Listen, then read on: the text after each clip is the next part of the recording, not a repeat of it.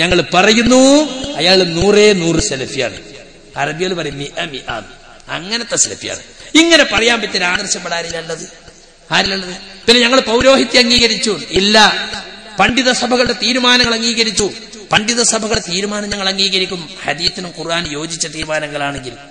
ഏത് മൗലവി ഇപ്പൊ ഞാൻ ഇവിടുന്ന് ഇറങ്ങിയാൽ ഞാൻ ഇവിടെ പറഞ്ഞതിനെ പറ്റി ഇവിടെ ആർക്കും ചോദിക്കാം, നിങ്ങൾ ആ പറഞ്ഞതിന് എന്താ തെളിവ്? ഓടവിടുന്ന് ഞാൻ പറഞ്ഞത് കേട്ടാ പോരെ, ഞങ്ങൾ പറയില്ല ഇന്നതാ തെളിവ്, അല്ലെ ഓർമ്മല്ല കേട്ടോ ഞാൻ പറഞ്ഞു, ഞങ്ങൾ പിന്നെ വിളിക്കി എന്നേ പറയുള്ളൂ. കാരണം എന്താ, ദീനിൽ ഒരാളുടെ വാക്കും അഭിപ്രായമായി വരാൻ പാടില്ല. ആരുടെ വാക്കും ദീനിൽ തെളിവല്ല. എന്നാൽ സുഹൃത്തുക്കളെ, മുസ്ലിയാക്കന്മാരെന്താ പറഞ്ഞത്? ജൂതക്രിസ്തീയ പണ്ഡിതന്മാരെ പോലെ ജൂതക്രിസ്തീയ പണ്ഡിതന്മാർക്ക് സംഭവിച്ച തെറ്റെന്താ? ഇത്തഖദു അഹ്ബാറഹും വറുഹ്ബാനഹും അർബാബൻ മിൻ ദൂനില്ലാഹ്. അവർ അല്ലാഹുവിന് പുറമേ അവരുടെ പണ്ഡിതന്മാരെയും പുരോഹിതകളെയും റബ്ബുകളാക്കി വെച്ചു.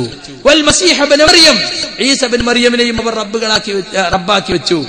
വമാ ഉമിറു ഇല്ലാ ലിയഅബ്ദു ഇലാഹൻ വാഹിദ, ഏകനായ അല്ലാഹുവിനെ ഇബാദത്ത് ചെയ്യാൻ മാത്രമാണ് അവരോടുള്ള കൽപ്പന. സുബ്ഹാനഹു, അവൻ പരിശുദ്ധനാണ്.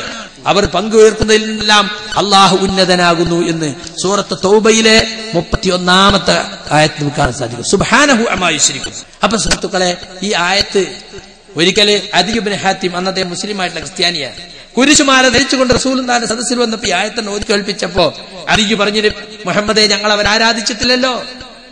അപ്പോൾ നബി ചോദിച്ചു, അള്ളാഹു ഹറാമാക്കിയതിനെ പണ്ഡിതന്മാരോ പണ്ഡിത സഭയോ ഹലാലാക്കിയാൽ നിങ്ങൾ സ്വീകരിക്കൂലേ? സ്വീകരിക്കും. നേരെ മറിച്ച് അള്ളാഹ് ഹലാലാക്കിയതിനെ പണ്ഡിതനോ പണ്ഡിത സഭയോ ഹറാമാക്കി നിങ്ങൾ സ്വീകരിക്കൂലേ? സ്വീകരിക്കും. ഫദിൽക ഇബാദത്തുകും, അതാണ് അവർക്കുള്ള പൂജ.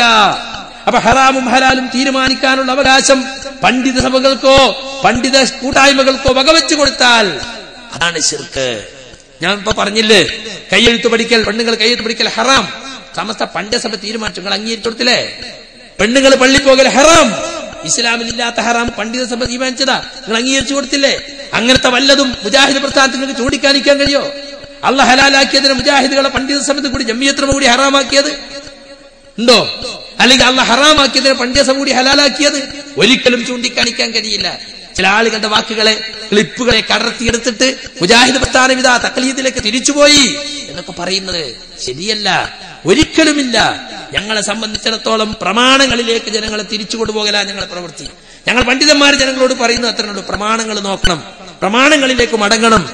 അതാണ് അള്ളാഹുവിനനുസരിക്കണം, റസൂലിനനുസരിക്കണം, കൈകാര്യകർത്താക്കളെ നേതൃത്വത്തെ അനുസരിക്കണം എന്ന് പറഞ്ഞ ഉടനെ തന്നെ നേതൃത്വവുമായിട്ട്, നിങ്ങൾ കൈകാര്യകർത്താക്കളുമായിട്ട്, ഭരണാധികാരികളുമായിട്ട് ഒക്കെ നിങ്ങൾ അഭിപ്രായ വ്യത്യാസം ഉണ്ടായാൽ അതെങ്ങനെ പരിഹരിക്കണം? അള്ളാഹുവിലേക്കും റസൂലിലേക്കും മടക്കണം. ഖുർആന്റെ സുന്നത്തിന്റെ അടിസ്ഥാനത്തിൽ പരിഹാരം കാണണമെന്നാണ്.